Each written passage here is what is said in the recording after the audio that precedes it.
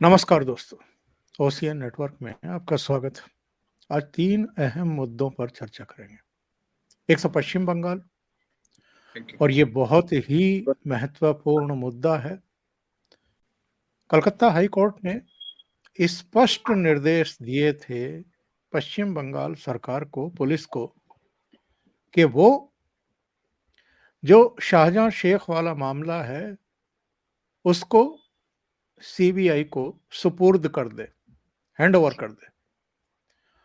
अब जैसे तौर तरीके हैं राज्य सरकारों के, खास तौर से जो कुछ ऐसी जिनको हम अंडरलाइन करके देखने की कोशिश करते हैं, ऐसी सरकारों का जो रवैया होता है वही अपनाया ममता बनर्जी सरकार ने। सुप्रीम कोर्ट पहुंच गई। सुप्रीम कोर्ट ने भी उसको अर्जेंट केस की तरह सुनने से इनकार कर दिया। इसके बावजूद 2 घंटे तक एजेंसी वहां इंतजार करती रही कि शाहजहां शेख के केस को, एफआईआर को सौंपेगी, लेकिन स्थानीय पुलिस ने नहीं सौंपी। इस पर चर्चा करेंगे, अब इसमें क्या होगा। दूसरा मामला है लालू यादव का बयान, जिसके बाद भारतीय जनता पार्टी ने बहुत आक्रामक रुख अपना लिया है और हम इसकी पड़ताल करेंगे कि 2014 में वो चाय वाला, 2019 में चौकीदार चोर है और 2024 में मैं भी मोदी का परिवार, ये 3 नारे क्या विपक्ष के लिए जैसे पहले 2 चुनाव एक तरीके से बहुत बड़ा धक्का देकर के गए हैं, वैसे ही ये भी एक मुद्दा बनने जा रहा है क्या? और तीसरा, ये राहुल गांधी को परेशानी क्या है? जय श्री राम बोलो और भूखे मर जाओ। और लगभग इन्हीं से होड़ लेते हुए तमिलनाडु के एक नेता ए राजा, जिनका बेहद आपत्तिजनक बयान जो है इस समय सोशल मीडिया पर भी और मेन स्ट्रीम के मीडिया में भी देखा जा रहा है, वो भारत को एक देश ही मानने को तैयार नहीं है और श्री राम को अपना दुश्मन बता रहे हैं। तो मेरे साथ 2 बहुत खास मेहमान जुड़ रहे हैं, उनको जोड़ लेते हैं और जोड़ करके फिर चर्चा को आगे बढ़ाते हैं। दोनों का मैं परिचय आपको दे दूं। दिल्ली से धीरेन्द्र पुंडीर जी जुड़ रहे हैं, नमस्कार। और प्रयागराज से अनुपम मिश्रा, आपके चिर परिचित चेहरे। धीरेन्द्र जी, पश्चिम बंगाल से लेटेस्ट न्यूज आपके पास क्या है और जो ये पूरा घटनाक्रम है ये क्या मोड़ लेने जा रहा है आपके हिसाब से? देखिए, हम लोग बात कर रहे थे शायद परसों आपके साथ जब इस चैनल पे, तो मैंने उस वक्त भी कहा था कि एक दिन जब लालू यादव सत्ता में थे या उस समय थे, तो हमको ये लग रहा था कि एक दिन वो कहेंगे कि मैं इस कोर्ट वोट को नहीं मानता हूँ, मैं सिस्टम को नहीं मानता हूँ। ये किसी ना किसी दिन आना था ये मामला, ये हमको लगता है। अगर आप इस समय का हाल देखें तो हाई कोर्ट की डीबी बेंच, डबल बेंच ने एक फैसला दिया।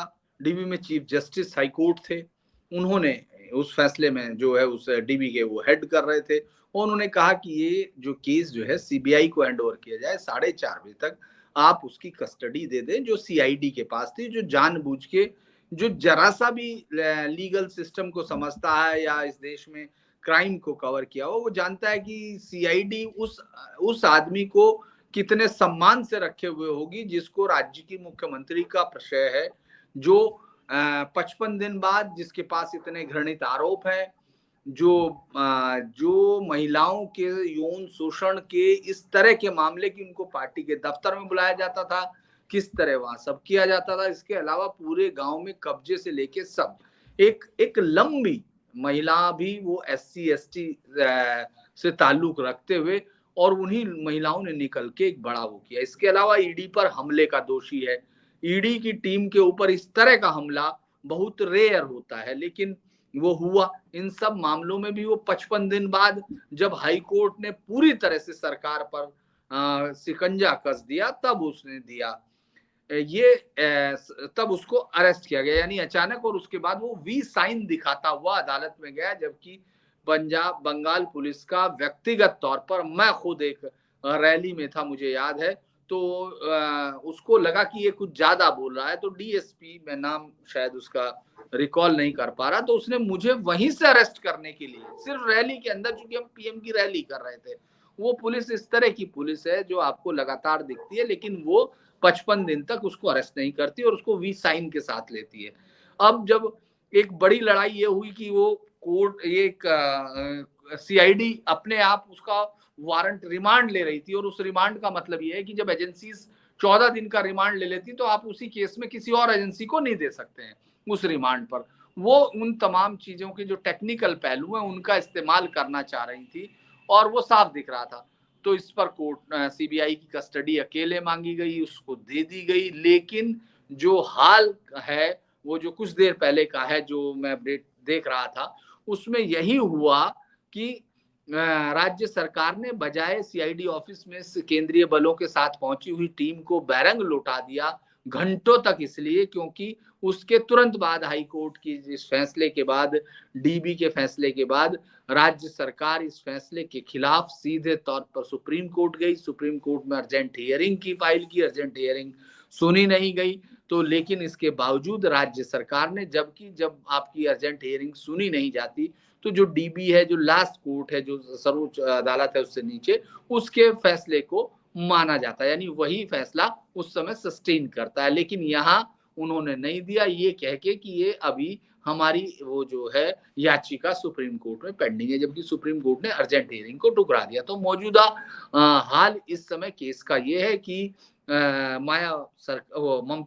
ममता सरकार उस पूरी ताकत के साथ, जिस ताकत के सहारे एक अभियुक्त को, एक आरोपी को, अभी आरोपी है, जिस तरह से उसको बचाने की ब्लिटेंट कोशिश की जा रही है, वो इस बात की तरफ इशारा करती है कि संवैधानिक जो दरारें हैं, जो संवैधानिक जगह में छोड़ी गई चीजें हैं, उनका किस तरह से इस्तेमाल हो सकता है, उसको मैक्सिमाइज करके दिखाया जा रहा है कि कैसे एक सरकार, राज्य सरकार अगर ये चाहती है तो वो एक क्रिमिनल्स को, उसको इस तरह से सेव कर सकती है कि इस देश के जो कानून है, जो आईपीसी है, सीआरपीसी है, तमाम चीजें हैं जो लागू होती हैं सब जगह पर, उन सब को भी भोंतरा साबित किया जा सकता है। ये इस फैसले से साबित होता है। मुझे लगता है कि कल सुप्रीम कोर्ट में इसमें हियरिंग होगी, क्योंकि अर्जेंट हियरिंग के अंडर आ जाएगा। हाई कोर्ट का फैसले के बावजूद आप किसी क्रिमिनल को नहीं हैंडओवर कर रहे हो, तो ये उस पर आएगा, और उसमें मुझे लगता है सुप्रीम कोर्ट कुछ टिप्पणियों के साथ कर देगा, जबकि ये मामला उस राज्य में पूरी तरह लॉ एंड ऑर्डर सिचुएशंस को फेलियर का है।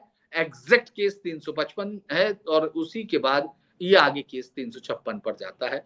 लेकिन इतना मुझे नहीं लगता कि राजनीति आपको ये इजाजत देती है। इस देश में बहुत मुश्किल हालात हैं, और इस तरह के मामले आपको अभी ज्यादा होते हुए देखेंगे अगर इन पर कंट्रोल करने की कोशिश नहीं की गई, क्योंकि राज्य सरकारें एक्सट्रीम तक जा चुकी। जो भी कॉन्स्टिट्यूशन में लिखा है कि अगर मेरा नाम राम नहीं है या मेरा नाम श्याम नहीं है, तो वो इस बात पर लड़ेंगे कि श्याम राम नाम ही नहीं मौजूद है।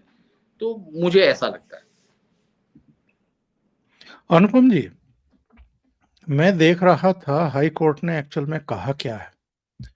जो चीफ जस्टिस हैं टीएस शिवगणनम, उनकी अध्यक्षता वाली खंडपीठ ने यह कहा कि पश्चिम बंगाल पुलिस का रवैया पूरी तरीके से पक्षपातपूर्ण है। इसे देखते हुए निष्पक्ष और ईमानदार जांच की जरूरत है। हमें ये मानने में कोई हिचकिचाहट नहीं है कि राज्य की एजेंसियों से निष्पक्ष जांच की उम्मीद नहीं है। बंगाल पुलिस आरोपी को बचाने के लिए लुका छिपी का खेल खेल रही है। आरोपी राजनीतिक रूप से प्रभावशाली व्यक्ति है, वो बंगाल पुलिस की जांच को प्रभावित कर सकता है। बहुत कड़ी टिप्पणियां हैं। मैं ये जानना चाहता हूं, ममता बनर्जी और उनकी पुलिस शाहजहां शेख को, उनके केस को सीबीआई को सुपुर्द क्यों नहीं करने देना चाहती हैं? ऐसा क्या है? अगर वो सीबीआई के सुपुर्द आ गया तो शायद खटिया खड़ी हो जाए। ओंकार जी, पहले इस बात पे बात हो जाए कि साहब ममता बनर्जी क्यों नहीं चाहती। मैंने आपके ही शो में कहा था कि जब तक हाई कोर्ट ने ये नहीं आदेश कर दिया था कि सीबीआई और ईडी शाहजहां शेख को गिरफ्तार करने के लिए स्वतंत्र हैं, तब तक वो 2 महीने से फरार था, तब तक उसे कोई नहीं ढूंढ पा रहा था। लेकिन जैसे ही हाईकोर्ट ने आदेश किया कि सीबीआई और ईडी शाहजहां शेख को गिरफ्तार कर सकते हैं, वैसे कुछ घंटों के अंदर शाहजहां शेख मिल जाता है। तो मैंने उस वक्त भी कहा था कि जाहिर है कि ममता सरकार ये नहीं चाहती कि शाहजहां शेख केंद्रीय एजेंसियों के हाथ लगे। अब देखिए, ऐसा है कि लॉ एंड ऑर्डर और पुलिस जो है ये स्टेट सब्जेक्ट होता है। कोई राज्य और कोई सरकार ऐसा नहीं कह सकती कि उसके राज्य में जो पुलिस है वो उस राज्य सरकार के दबाव में ना हो, हमेशा रहती है। चाहे वो भाजपा राज हो, चाहे कांग्रेस राज हो, टीएमसी हो, कम्युनिस्ट हो, कोई हो, लालू हो, मुलायम। लेकिन फिर भी कहीं ना कहीं एक सीमा रेखा आती है। आपने कुलदीप सेंगर वाले मामले में देखा उत्तर प्रदेश में, और नाव वाले मामले में भाजपा सरकार ने अपने विधायक को गिरफ्तार करके जेल भेजा। आपने ब्रिजभूषण शरण सिंह वाले मामले में देखा, वो भाजपा के सांसद होते हुए उनके खिलाफ चार्जशीट फाइल हुई, और चार्जशीट फाइल होने का मतलब है पुलिस कह रही है दोषी है, तो चार्जशीट फाइल हुई, उनकी गिरफ्तारी हुई, जमानत हुई। लेकिन ये ममता बनर्जी, मैं कई बार कह चुका हूं, आपके शो पे कह चुका हूं कि वो मतलब जैसे फेडरल स्ट्रक्चर के, अभी तक तो मैं कहता था कि वो संघीय ढांचा फेडरल स्ट्रक्चर तोड़ने की बात कर रही है, अब वो सीधे सीधे देश तोड़ने की बात कर रही है। आप देखिए कहां से शुरुआत हुई है। किसी जमाने में वो आर्मी जब चाइना बॉर्डर के लिए मूव करी और बंगाल के थ्रू मूव की, तो ममता बनर्जी ने दावा किया कि भारतीय फौज ने बंगाल पर हमला कर दिया, गोया भारतीय फौज बंगाल के लिए विदेशी फौज हो गई। आपने देखा जब इसके पहले 2 साल 2.5 साल पुरानी बात है, जब सीबीआई एक मामले में वहां पे गई थी, तो ममता ने सीबीआई के अधिकारियों को ही अरेस्ट करा लिया था। आपने देखा कि जब ईडी के अधिकारी जाते तो ना सिर्फ उनकी गाड़ियां, उनका सर फोड़ दिया जाता है, बल्कि ममता बनर्जी ईडी के अधिकारियों के खिलाफ लड़की छेड़ने की एफआईआर करा देती है। तो अब ऐसे में जब शाहजहां शेख की बात आती है, तो ममता बनर्जी ने यह भी दिखा दिया कि वो हाईकोर्ट को भी एकदम ठेंगे पे रख रही हैं। उन्हें किसी बात से कोई मतलब आप देखिए किस तरह वो कहती है, चुनाव आते हैं जाते हैं, हमारी सरकार है और रहेगी। ममता बनर्जी जब ये कहती हैं कि जिन लोगों का आधार कार्ड कैंसिल हो गया उनको हम अपना आधार कार्ड जारी करेंगे, तो अब ये सिर्फ एक कदम दूर है ये कहने से कि हम अपना नोट भी छापेंगे। अगर आधार कार्ड भी आप जारी करेंगी, जो सिर्फ और सिर्फ भारत सरकार जारी कर सकती है, तो नोट भी छाप लीजिए अपना। तो मैंने कहा कि ये बात संघीय ढांचे फेडरल स्ट्रक्चर के टूटने से शुरू हुई थी, और अभी धीरे धीरे सीधे देश तोड़ने की बात कर रही है।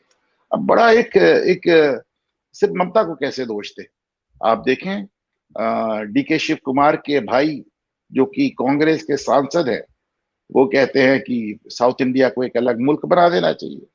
आप देखें कि डीएमके के मंत्री कहते हैं ईलम आज भी जिंदा है। ईलम यानी एक बड़ा तमिल राज्य जिसमें श्रीलंका का और तमिलनाडु का हिस्सा।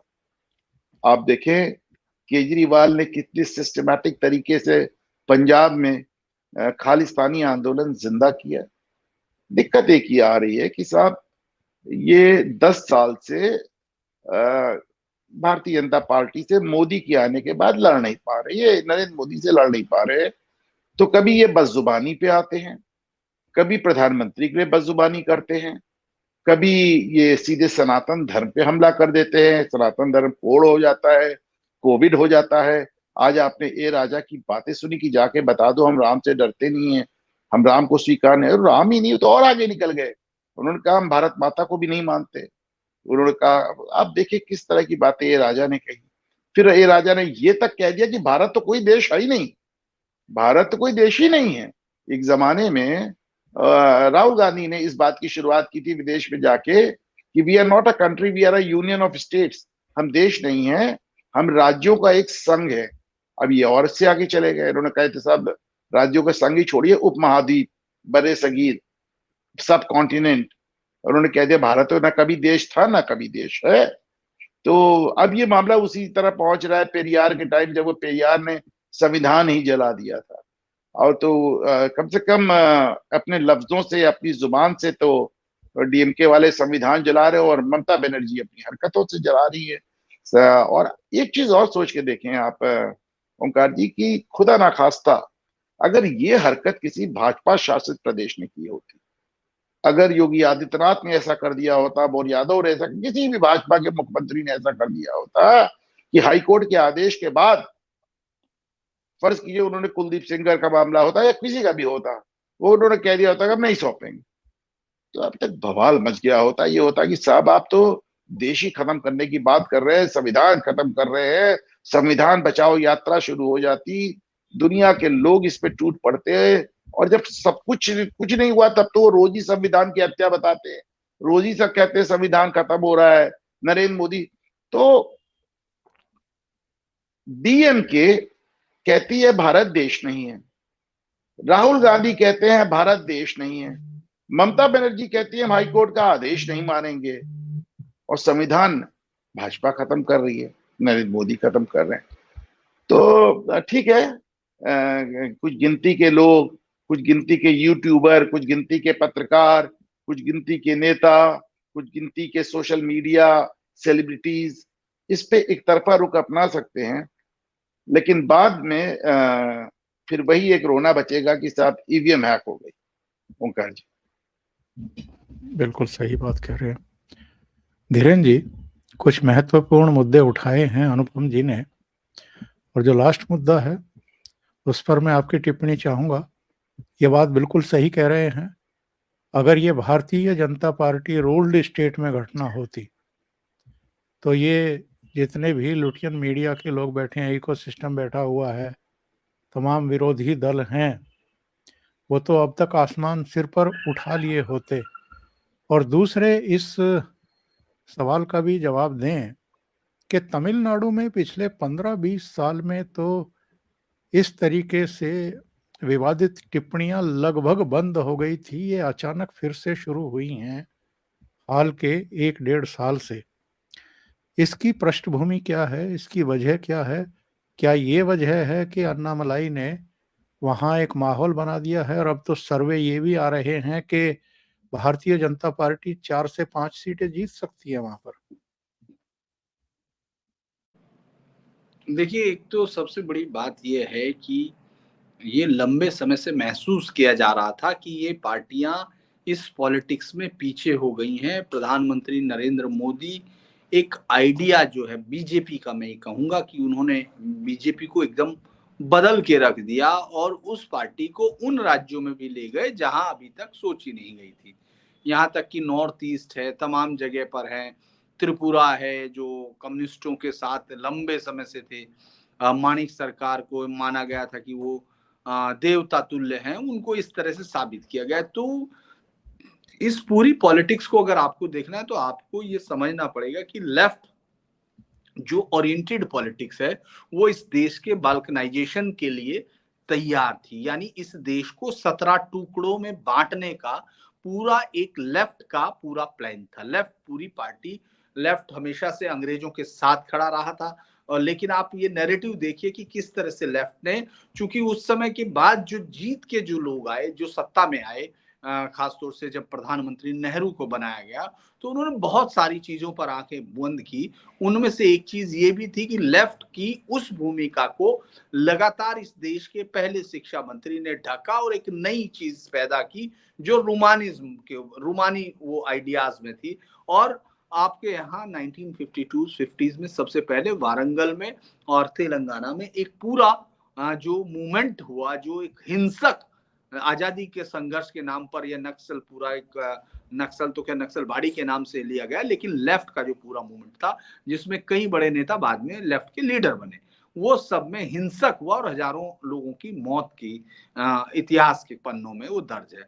वो अगर आप तमिलनाडु की तरफ बात करेंगे या तमाम जगह पर बात करेंगे, वहां उस राजनीति ने सरवाइव किया जिसमें धर्मांतरण के सबसे बड़े जो बहुत विशाल, चाहे वो बाहर से मिशनरीज का पैसा हो या फिर बाद में इस्लामिक जिहादियों का पैसा हो। आपको याद होगा जो सबसे पहला जो डर क्रिएट हुआ था, जिसपे विश्व हिंदू परिषद या तमाम हिंदू संगठनों की, जिसमें कांग्रेस के अंदर के लोग, दाऊद दयाल खन्ना जैसे लोग थे, जो 1984 में चिदम्बरम में मीनाक्षीपुरम में 4,000 से 40,000 के बीच में वो संख्या बोली जाती है, लेकिन 4,000 परिवारों ने इस्लाम धर्म ग्रहण किया था, जो वहां मीनाक्षीपुरम का उस घटना ने इस पूरे देश को चौंका दिया था। लेकिन ये एक लंबी प्रक्रिया थी जो जो इस देश को भाषा के नाम पर दूर रख रही थी या जातियों के नाम पर। और आखिर में ये जो मैं इसलिए लंबा इसको बता रहा हूं क्योंकि ये जी, जी। ऐतिहासिक परिप्रेक्ष्य इसमें क्लियर है। आप नहीं, सनोली, समय लीजिए, आप पूरा समय लीजिए, कोई दिक्कत नहीं। मैं सनोली और जो पूरा आपको ये देखेंगे कि कैसे एक एक करके टुकड़े टुकड़े होता चला जाता है। अगर आप आजादी के बाद की पहली जो जब चुनाव के बाद आती है तो सीपीएम पार्टियां बनती हैं, दूसरे नंबर पर लगातार कई समय तक सीपीएम रहती है। और सीपीएम उस समय अपने आप को, मतलब सीपीएम का मतलब मैं लेफ्ट से जोड़ रहा हूँ, सीपीएम तो फिर 19 जब डिवीजन हुआ चाइना वार के बाद की पार्टियां बनी। लेकिन जो पूरा लेफ्ट है वो इस पूरे प्रेशर पे पूरा क्रिएट करता रहा, इस देश में टुकड़े करने के सपने देखता रहा और उनको रोमांटिसिज्म में एक पूरा जो कांग्रेस का सिस्टम है उनको मिलता रहा। उसके बाद भाषा के नाम पर ये हुआ जब संविधान सभा में कि भाषा कौन सी होगी। मैं आज भी ये मानता हूं कि वो गलती थी बहुत सारे लोगों की जो हिंदी आग्रही थे। अगर उस समय ये तय हो जाता कि आप कोई भी साउथ इंडिया की भाषा ले लीजिए, वही राष्ट्र की भाषा होगी, लेकिन इंग्लिश नहीं होगी इस देश में। आज के बाद इस देश में इंग्लिश नहीं होगी, ये अगर तय हो जाता तो शायद ये सिनेरियो नहीं आते, क्योंकि ये स्टेप बाय स्टेप तोड़ने की चीजें हैं। और ये मैं तो बहुत पहले से मानता हूं, मुझे मैं शायद 2010 या उसमें लिखता था कि ये आज नहीं तो कल हम ये देखेंगे, क्योंकि ये इस देश में आजादी के बाद इस तरह से जो क्रिएट किया गया, आज तक ये तय नहीं हुआ कि आखिर हिंदुस्तान है क्या, भारत है क्या। इस बात के लिए आपके अंदर कोई डिबेट नहीं हुई। आपके अंदर इस बात पर डिबेट जरूर हुई है कि नेहरू को भारत रत्न कितनी बार दिया जाना चाहिए या उनको लगातार हर साल देते रहना चाहिए, ताकि इस पर कभी डिबेट नहीं हुआ कि आखिर इंडिया है क्या। क्योंकि आज जिस तरफ इशारा किया कि हम भारत माँ की जय नहीं बोलेंगे, अभी तक आप ये सोच रहे हैं ये इस्लामिक जिहाद से आए हुए आइडिया को नैरेटिव और आइडिया देने की कोशिश है। और ये इसलिए है क्योंकि उस पर उनको अलग थलग किया जा चुका और तमाम लोगों के, मुस्लिमों के अंदर से भी आवाज आई कि आप ऐसा हो नहीं सकता, हुब्बुल वतनी भले ही वो कंसेप्ट ना हो, लेकिन ये अलग हालात हैं। ये जो लैंड है ये दारुल सुलह की जमीन है। लेकिन आप इसको ये देखिए, पिछले कुछ समय से आप इस्लामिक आइडिया को वो दे रहे हैं, आप मिशनरीज वहां बढ़ गई हैं। और जो 84 तक आप भाषा के नाम पर अलग होते थे, वो नए मीडिया ने, नए कम्युनिकेशन ने उसको लोगों को जागृत कर दिया। अब आपके पास क्या बचता है? आपके पास ये बचता है कि मुस्लिम वोट, क्योंकि प्रेशर हो रहा है वहां, पहली बार ऐसा लग रहा है कि एक नॉर्दर्न बेस की पार्टी जिसको वो कहते रहे, वो प्रेशर बना रही है और वो जीत रही है। मतलब जीतने का मतलब बहुत ज्यादा नहीं, अपनी प्रेजेंस शो कर रही है। तो इसने उनको पीछे कर दिया, जो पिछले 40 सालों में जिन्होंने ये सोचा था 1967 से तमिलनाडु में कोई अपर क्लास की कोई पॉलिटिक्स नहीं होती है। आप ये सोचिए, रामास्वामी नायकर जो है, जिसको पेरियार तो बहुत रेस्पेक्टेड वो है, लेकिन उसको पेरियार बना दिया। और चूंकि नॉर्दर्न इंडिया में पेरियार को जानते नहीं है कि पेरियार शब्द क्या है, तो वो रामास्वामी नायकर को उसी सम्मान और उसके साथ, जबकि नेहरू ने उसके लिए जो लिखा था, उसको लिखा था मेंटल असाइलम में जाने के लिए, पूरी तरह से उसके बारे में लिखा हुआ है।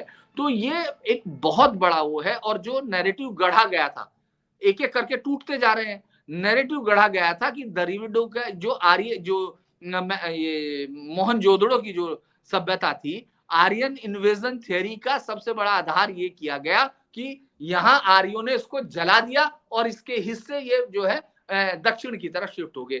सनोली जो आपके आपके गांव से थोड़ी दूर है, राखीगढ़ी जो आपके गांव के राइट्स में है, उसने पूरी दुनिया के हिस्टोरियंस को ये एस्टेब्लिश कर दिया कि ये सभ्यता 7,000 साल से कंटिन्यूटी में है। वहां मिले रथ और वहां मिले घोड़े, जो रथ घोड़े का था, उसने ये एस्टेब्लिश किया कि इस सभ्यता में कोई बाहर से अटैक नहीं हुआ। तो आपके एक डिवीजन का आधार खत्म हो गया, यानी डीएमके की उस पॉलिटिक्स का बेसिक्स खत्म हो गए। चाहे वो भाषा के आधार पर हो, चूंकि कम्युनिकेशन इतना तेज हुआ, चाहे वो धर्म के आधार पर हो, चूंकि लोगों के अंदर वो चेतना आई, अंत चेतना आई। आपने देखा होगा वहां से रामेश्वरम से राम मंदिर के लिए कितनी बड़ी घंटियों का वो तमाम चला, नगाड़े चले, अलग अलग चीजें आई। और उसके बाद जो मुस्लिम वोट है, जिसको जिस मुस्लिम वोट ने इस तरह की वो गालियों देते हुए जुलूस निकाल सकते हैं, ये वहां फैसले दिए गए अदालतों में।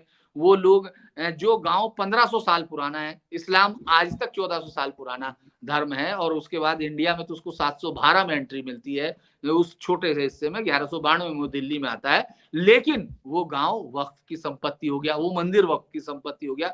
ये पूरा जो चल रहा था वो सिनेरियो सामने आया, और अब मुस्लिम वोटों के लिए एक लाइन आगे बढ़ गई। एक तो तमिल सेंटिमेंट के एक हिस्से को हमेशा से ये एक पोषित किया गया, पाला गया कि आपको इंडियन गवर्नमेंट या इंडियन सेंटिमेंट के अगेंस्ट खड़ा होना है, इंडियंस ये, और इसका नुकसान आप जानते हैं, मैं थोड़ा सा फिर बता रहा हूं कि इस सेंटिमेंट्स को अगर आपको याद होगा तो तमिल जो श्रीलंका के हैं उनको भुगतना पड़ा। यहाँ से जो देना चाहते थे उनको, जिन्होंने उनको सुलगाया, वो तो बैठे रहे, लेकिन बदले में उन बच्चियों के साथ रेप हुए, हजारों लोगों को मारा गया। ये डॉक्यूमेंटेड है। तमिल इलम को ताकत देने वाले ये लोग, इन लोगों ने उन तमिलों के कत्ल कराए जो वहां श्रीलंका में अपने अधिकार इनके कहने पर चले गए, जिनको लगता था कि हम तमिल इलम एक अलग वर्ड है। तो मैं दोबारा आपको ये कह रहा हूं कि ये एक टेंडेंसी है जो बढ़ेगी जब तक कि आप 1865 के अमेरिका की तरह ये तय नहीं कर लेंगे कि भारतीय है क्या, भारत क्या है। उस पे अगर आप इस तरह के सवाल उठाते हैं तो आपकी सदस्यता तो दूर की बात है, आपको तो सेडिशन में अंदर करना चाहिए। आप सवाल कर रहे हैं कि नेशन नहीं है, हम शत्रु हैं, आप किस चीज की, क्योंकि ये सब चीजें अगर इनकी आइडेंटिटी पीछे से तलाश की जाए तो आपको लगेगा कि ये लोग उन बाहरी ताकतों के साथ जुड़े हैं जो धर्म के आधार पर पैसा दे रही है और जो इस देश की सनातन को तोड़ने की कोशिश में है। तो ये एक प्रेशर है जिसको वो लास्ट प्रेशर के तौर पर देख रहे हैं, क्योंकि अगर आप ये सोचेंगे 67 से पॉलिटिक्स तो उन्हीं के बीच में इधर से उधर हो रही है, उधर से इधर हो रही है, इधर से उधर हो रही है, और कांग्रेस के अंदर वो ताकत हमेशा से मौजूद रही जो अंदर पहुंच के जो इस देश के लिए एक ढीला ढाला फेडरलिज्म रखना चाहती है कि आप जो चाहे करना चाहें। इसका इसका जिसका उदाहरण मैं आपको दे सकता हूँ नागा में है, जिसका उदाहरण मैं आपको दे सकता हूँ मणिपुर में है, जिसका उदाहरण मैं आपको दे सकता हूँ तमाम नॉर्थ ईस्ट के स्टेटों में चलती हुई लगातार इंसर्जेंसी थी, जो अब इस सरकार ने आने के बाद पिछले 10 सालों में कितने समझौते किए और कितनी जगह पर मैंने जाकर देखा कि वो अंतर आ गया है। तो ये उनकी फ्रस्ट्रेशन है और ये बढ़ेगी, मैं फिर आपको कह रहा हूं ये बढ़ेगी ओंकार जी, जब तक आप ये तय नहीं करेंगे, जब तक आप इस बात के लिए एक तैयारी करके फाइनल असर्ट नहीं करेंगे कि इंडिया क्या है, इस पर सवाल करने की आपको जरूरत नहीं है। आपके अंदर अगर दम नहीं है तो आप बाहर निकलें। अनुपम जी, आप अगर इस पर कोई टिप्पणी करना चाहें तो, नहीं तो फिर अगले विषय पर चलते हैं।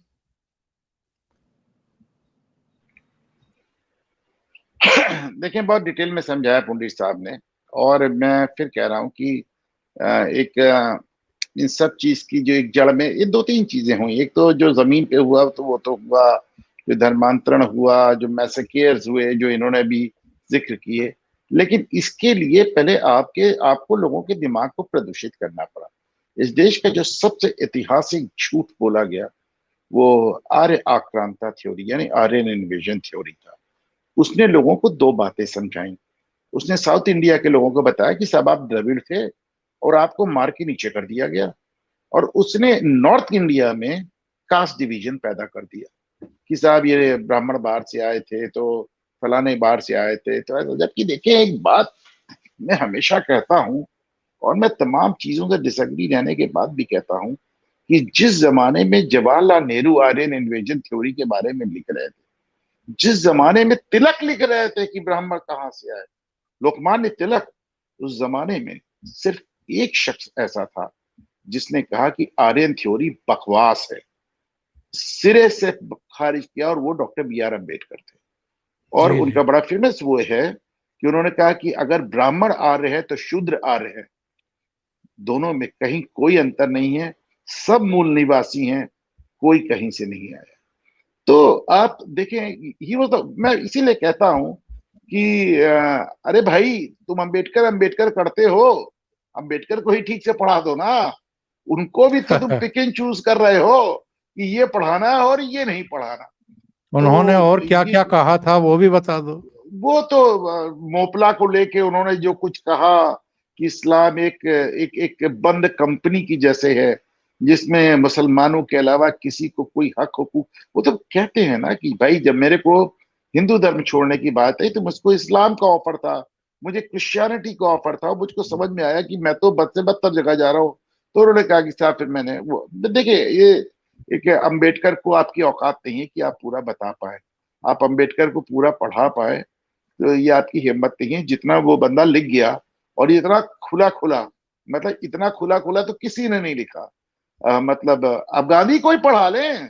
गांधी जब अपने अखबार में हेडलाइन लगाते मुस्लिम इज अ बुली, अब वही पढ़ा ले, हिम्मत हो।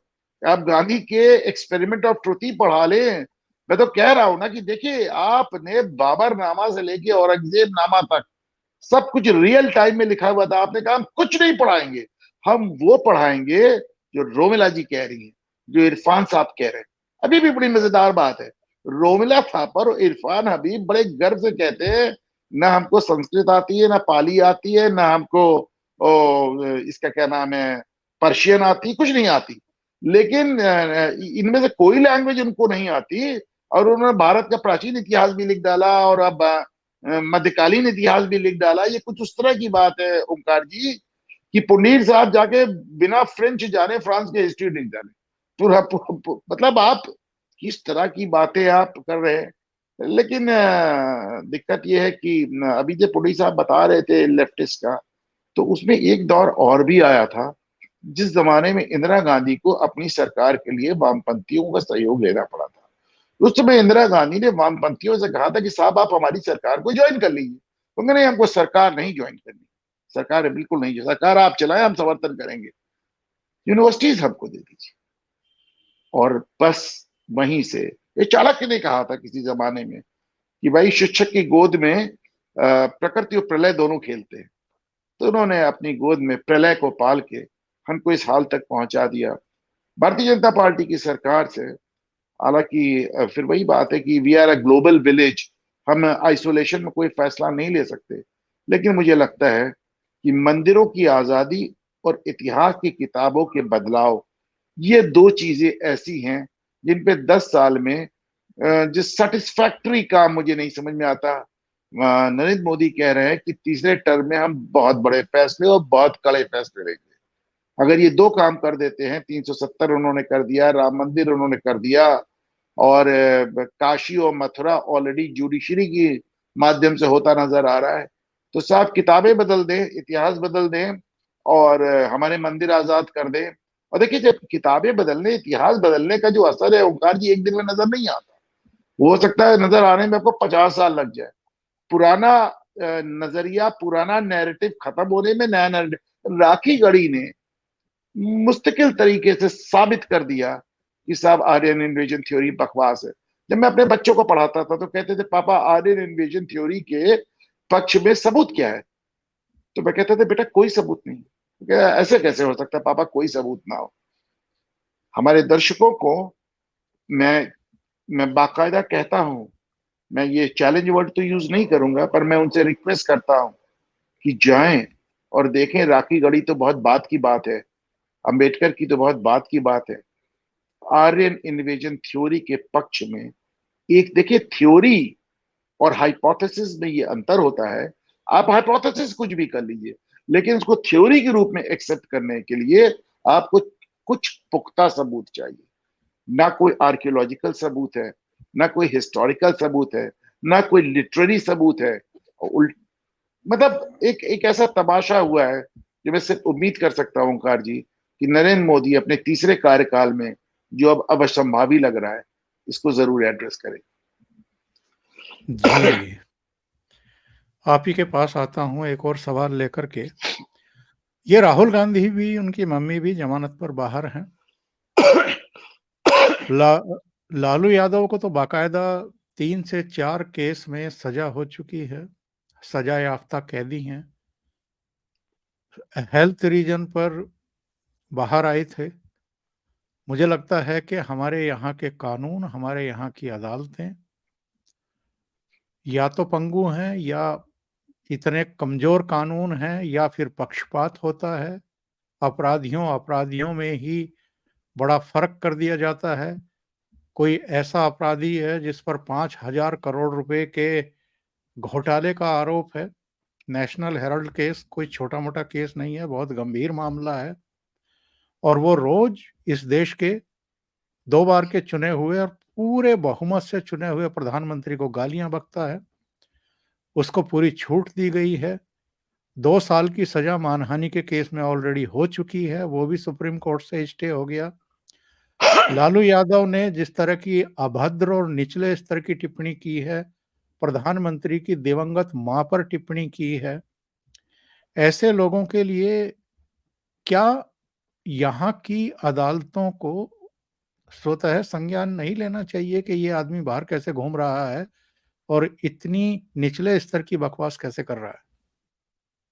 पहली बात तो ये देखे कि लालू यादव अपने हेल्थ ग्राउंड में बाहर आए हैं, ये कह के आए कि साहब मैं आधी सजा काट चुका हूं, और कोर्ट को इस बात का आश्वासन दे के आए कि मैं किसी भी कीमत पे राजनीति नहीं करूंगा। लालू यादव आपको बैडमिंटन खेलते मिलते हैं, हम उखाड़ के फेंक दूंगा, रैली करते मिलते हैं, लेकिन जब ईडी जाते हैं तो व्हील चेयर पे जाते हैं। और किसी में दम नहीं है कि ये पूछे, जो किसी जमाने में तहलका ने ऐसे अमित शाह के लिए पूछा था कि ये आदमी अब तक आजाद क्यों है। कोई आदमी, राहुल गांधी इसके इसके लिए पूछे लालू यादव के लिए कि ये आदमी अब तक आजाद क्यों। आप इसको ऐसे लगा रहे हैं, आज इसको फिर डिटेल कर रहे हैं। तो मेरा कहने का तात्पर्य ये है कि भाई जैसे राहुल गांधी को देख ले, मैंने इसको लिखा था कि हिंदुस्तान में बिजनेस हाउसेस का मुकदमा करने के मुकदमेबाजी में नहीं फंसते वो। एक आदमी इनको कायदे से अगर घसीट ले तो अडानी, अंबानी, राफेल सब सब देखिए, जितनी बार इन पे मुकदमा हुआ उतनी बार माफी मांगी इन्होंने।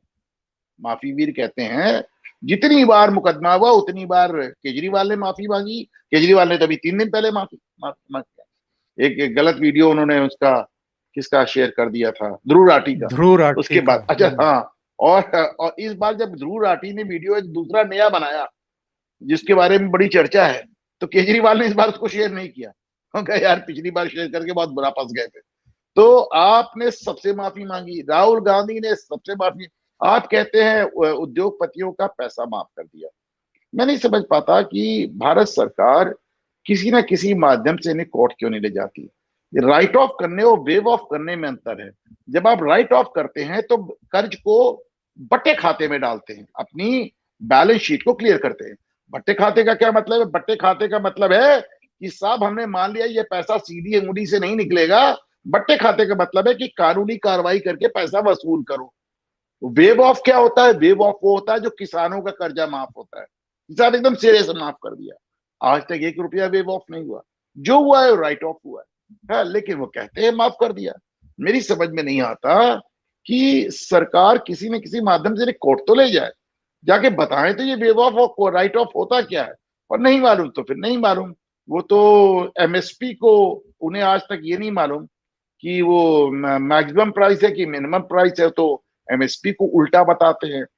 तो मैं क्या कहूँ राहुल गांधी का, और मैं लेकिन लालू यादव का मैं जरूर कहूंगा कि आप कोर्ट को ये हलफनामा देके निकले कि आप राजनीति नहीं करेंगे।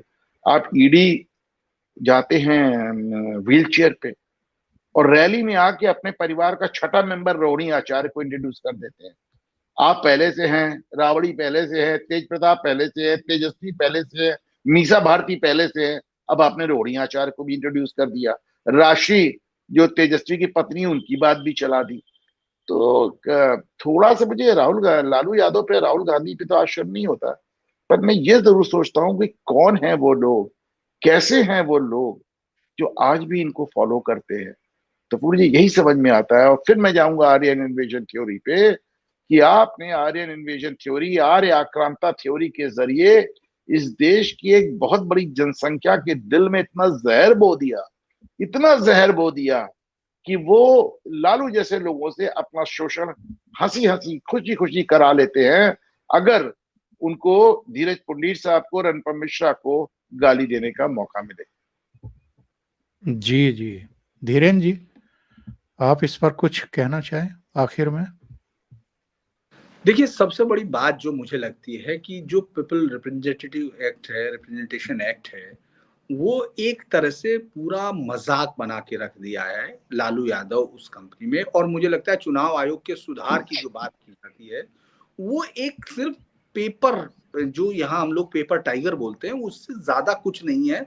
ये सरकारें इसका इस्तेमाल करती हैं, वो अधिकारी जो कंसोलिडेट फंड से सैलरी लेते हैं या जिनको रिटायरमेंट के बाद प्लम पोस्टिंग दी जाए उस तरह से, क्योंकि कोई ये कहने को तैयार नहीं है। ये मुझे समझ में नहीं आ रहा है, पहले भी नहीं आया। मैं आप शायद उससे कितना परिचित होंगे नहीं मैं कह सकता, दर्शकों को भी, लेकिन अनुपम जी बहुत अच्छे से परिचित होंगे। मैं इसी शब्द पे वापस लौटूंगा, लेकिन मैं वो बता देता हूँ। अनुपम जी, आपको याद होगा मित्रसेन यादव को जो सजा हुई, उसके बाद उसकी सजा को माफ किया राष्ट्रपति ने, और जो सजा याफ्ता अपराधी है वो चुनाव में खड़ा हुआ, जबकि चुनाव में बेसिक है कि सजा जिसको हो गई है वो चुनाव में नहीं लड़ेगा। जो इस तरह के मामले में जिसको सजा हुई है वो इसलिए आया कि उसने, राष्ट्रपति आपके अपराध को माफ नहीं कर सकता, सजा माफ कर सकता है, उसका अपराध भी माफ हो गया। हम लोग इस पे सुप्रीम कोर्ट भी जा रहे थे, लेकिन वो अलग बात है, फिर बाद में नहीं कर पाए। उसी तरह से यहां इस तरह का मामला हुआ कि आप अपराधी हैं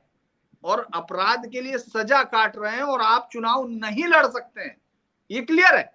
जब चुनाव नहीं लड़ सकते तो चुनाव को कैसे प्रभावित कर सकते हैं? आपके साथ बैठने वाले लोगों का चुनाव क्यों नहीं कैंसिल हो जाता? आप सभा जिसकी संबोधित कर रहे हैं उस पार्टी की सदस्यता क्यों खत्म नहीं होती है? उस पार्टी की जो रजिस्ट्रेशन है वो क्यों खत्म नहीं होता? क्योंकि आपने मजाक बना के रख दिया एक अपराधी जो इतने सारे केसेस में है, जो खुलेआम जो है जातिवाद और उसके लिए जो माना जाता है, वो आदमी अगर कोर्ट पे वहां खड़ा होकर इतने लोगों के बीच में ये देश के प्रधानमंत्री को कह रहा है, तो ये उसकी गलती नहीं है।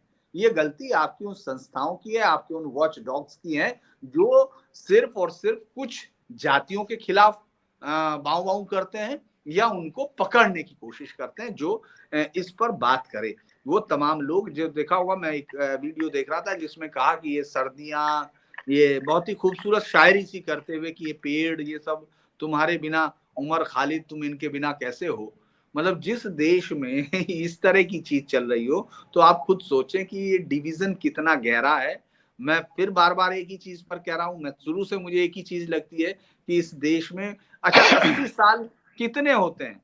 मतलब 80 साल आपके फादर, मेरे फादर अभी भी होंगे, 80 साल कुछ नहीं होते हैं देश की आजादी। लेकिन आप ये सोचिए ये देश कितनी आगे बढ़ गया। हमने वो पीठों पे पड़ने वाले कोड़े भुला दिए, हम लोगों ने फांसी पे लटकते हुए अपने उन अनाम शहीदों को भुला दिया, जो गांव के गांव नष्ट हो गए, जिनके साथ रेप किए गए, अंग्रेजों ने जो किया। और 80 साल, बस 80 साल में हम फिर वही पहुंच गए जहां हम लोगों को जाना था और जहां से बच के निकले थे। तो मुझे लगता है लालू यादव जैसे लोग, जिनको न केवल लंबी सजाएं होनी चाहिए, जो इनके साथ बैठे हुए लोग हैं, जिनके साथ जिन पार्टियों का ये प्रचार करते हैं, चाहे वो कोई भी है, ये सिर्फ लालू यादव को लेकर नहीं है, लेकिन उन तमाम लोगों को है जो अपराध करके आ चुके हैं और जिनकी अपराध सिद्ध हो चुके हैं, वो किसी के लिए चुनाव पार्टी का प्रचार कैसे कर सकते हैं? ये बात समझ में नहीं आती।